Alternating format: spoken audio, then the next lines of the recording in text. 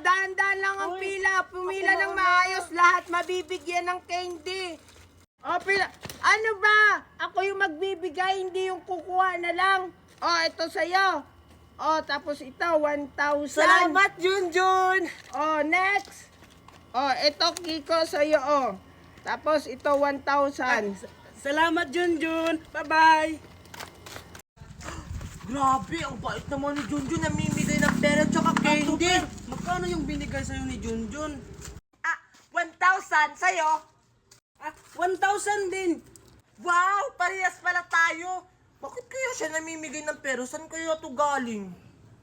Baka tumama si Junjun sa loto, kaya namimigay siya sa mga kaibigan niya. Baka nga. Ha? Ano? Si Junjun tumama sa loto? Siguro, kasi namimigay siya ng pera. Ah, namimigay siya ng pera?